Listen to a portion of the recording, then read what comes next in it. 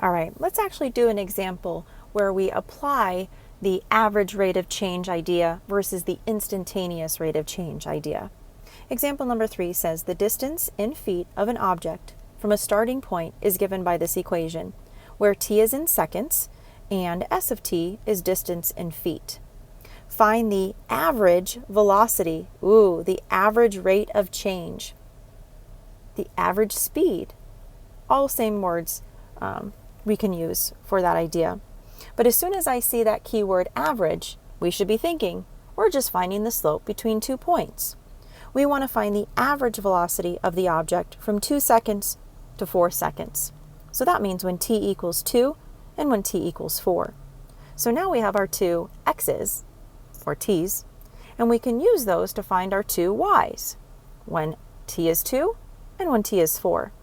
And I can find the average rate of change, or the average velocity, by doing my y2 minus y1 over x2 minus x1. So I can plug in my 4 to my function, I can plug in my 2 to my function, and I can subtract and find the difference of my y values. I can plug in 4 and 2, those are my x values, or my t values. When I plug in a 4 to my function, I ended up getting 52. Make sure that you do that and you understand where I got that number from. When I plugged in 2 to my equation for my distance, I got 38. And then 4 minus 2 is 2. Now let's stop and think about what we're actually doing. What does 52 mean? And what does 38 mean? Remember, 52 means that's my distance at 4 seconds. And that's 38 is my distance after 2 seconds. My 2 is the time difference. There's a 2-second time difference. So really, my units are feet per second, right? And so I've found a velocity, feet per second, distance over time, but it's just an average velocity. I can divide, and I ended up getting 7 feet per second. So I can say that my average rate of change, or my average velocity, is 7 feet per second. But that's over 2 time periods, right? An average. So what if I added to that question and I asked you to find me the instantaneous velocity at exactly 4 seconds? Not between 2 and 4, not between 3 and 4, not even between 4 and 4.1 or 4 and 4.001. I want to know exactly how fast this object is moving if I stop the clock at 4 seconds. Well, remember, as soon as we hear that word instantaneous velocity, we know that we're taking the 2 points, we're finding the slope, but we're squishing those 2 points so close together, we're making h 0, so that I know I'm just doing it at 1 point. So let's apply that limit idea. Let's do the limit. As h approaches 0, we're going to take our point 4, and then we're going to find a point just a little bit farther away from it, 4 plus h, we're going to call it. We're going to take that 4 plus h, we're going to plug it into our function. That's like my y2. Minus, and then I'm going to take the 4 and plug it into my function. That's like my y1. And then remember, when I do 4 plus h minus 4, the 4's go away, so I just have an h on the bottom. So there's my instantaneous rate of change formula. So now, the s of 4 plus h just means wherever I see a variable in my s function, my distance function, I'm going to plug in a 4 plus h. And wherever I see a wherever I see a variable, I'm going to plug in a 4 for s of 4. So here we go. I'm going to plug in a 4 plus h in my function wherever I see a variable. So my equation was 2t squared minus 5t plus 40. So when I plug in a 4 plus h, I have a 2 times a 4 plus h squared minus 5 times 4 plus h plus 40. That's for my s of 4 plus h. Don't forget, we still have a minus s of 4.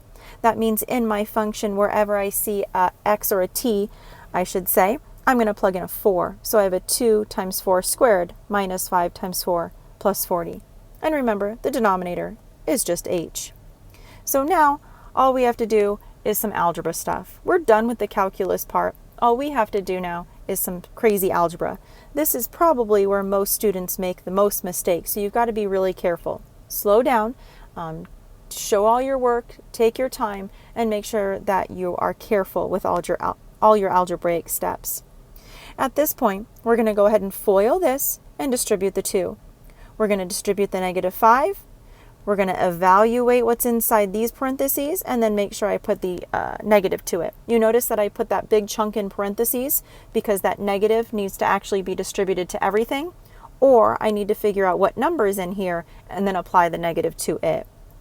Okay, so I FOILed my 4 plus h, and then I also distribute the 2 to it. Once you do that and you combine like terms, you should have a 32 plus 16h plus 2h squared. Don't just copy down what I did. Make sure that you pause the video and you actually FOIL this out, you combine like terms, and then you distribute the 2 and make sure that you got what I got, 32 plus 16h plus 2h squared. Then you should be distributing the negative 5 through. That's where I got the negative 20 and the minus 5h. I have the plus 40 from here, and then after I plugged in 4 and I got 52, I now have a minus 52 in the back. You may notice that some of your stuff cancels, right?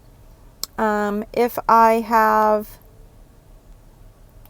32, 40, isn't that 72? But then if I have a negative 20 and a negative 52, that's a negative 72. So all of those constants cancel. And then I'm left with a 2h squared. And then I have a 16h and a negative 5h, which gives me a 11h.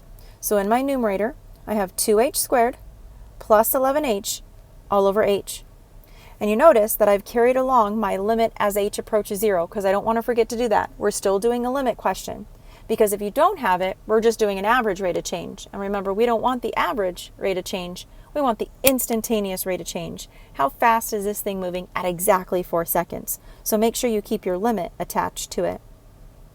Now you may notice that in my numerator, both terms have an h. So let's GCF factor out an h. When I factor out an h, I have left over a 2 plus h plus 2h plus 11, sorry.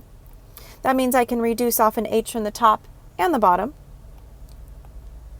And as h approaches 0, right, because we want to take h and apply that limit, as h approaches 0 and I do my direct substitution, 2 times 0 is 0, and 0 plus 11 is 11. So what that means is that exactly 4 seconds, my instantaneous velocity is 11 feet per second. That's exactly how fast I'm moving at that 1 split second. Not an average rate of change, but an instantaneous rate of change at exactly 4 seconds. By taking those 2 points and squishing them so close together, making h approach 0. All right, I know that was a lot. Make sure that you practice that. An average rate of change and an instantaneous rate of change. We'll do another example in the next video, but you'll have some questions like this not only on your homework, but on your exam. So it's really important to practice. And the only way that these are going to get easier is to practice, practice, practice.